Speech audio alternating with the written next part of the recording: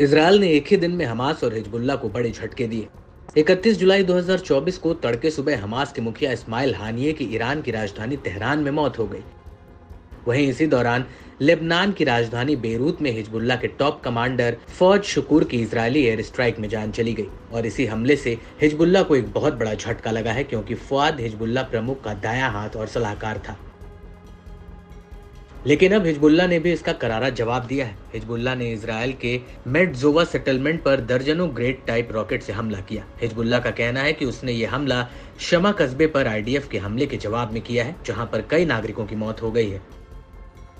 आपको बता दें कि इजरायली सेना ने राम्या और ऐता अल शाब कस्बों के बाहरी इलाकों पर गोलीबारी की थी। वहीं जब हिजबुल्लाह ने इजरायल पर हमला किया तो रस अल नकोरा, श्लोमी, हानीता और मेडजोवा में हवाई हमलों के सायरन बजने लगे। इस हमले को लेकर इजरायली मीडिया ने कहा कि लेबनान की तरफ से पश्चिमी अल जलील पर कई रॉकेट फायर किए गए।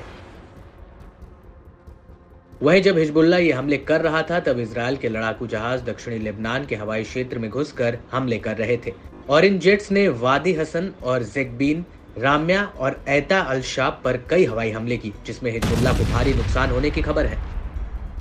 आपको यहाँ पर यह भी बता दें कि दक्षिणी लेबनान के शामा के बाहरी हिस्से में आईडीएफ ने हमला किया था, जिसमें 4 सीरियाई शरणार्थियों की मौत हो गई और कई लोग घायल हुए हैं।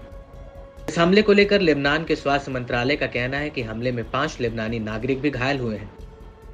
वहीं हिजबुल्लाह कमांडर फौज शुक्र की हत्या पर हिजबुल्लाह प्रमुख हसन नसरल्लाह ने बड़ा ऐलान किया। नसरल्लाह ने कहा है कि हमारे कमांडर की हत्या का ऐसा बदला लिया जाएगा कि इजरायल रोएगा। इजरायल ने हमारे मिलिट्री चीफ फौज शुक्र और हमास के मुखिया इस्माइल हानिये की हत्या करके सभी रेखाएं पार कर दी हैं। इजरायल एक साथ सभी फ्रंट से एक बड़े हमले के लिए तैयार रहे। वहीं नसरल्लाह के इस बयान पर इजरायली पीएम बेंजामिन नेतन्याहू ने दो टूक कह दिया है कि इजरायल किसी भी स्थिति के लिए पूरी तरह तैयार है, रक्षात्मक और आक्रामक दोनों तरह की स्थिति।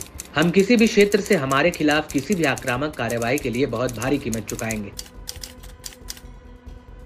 आपको बता दें कि इन हालातों के बीच इजरायल और हिजबुल्लाह लगातार जंग के और करीब आ चुके हैं और इनमें एक भी चिंगारी दोनों के बीच युद्ध भड़का सकती है।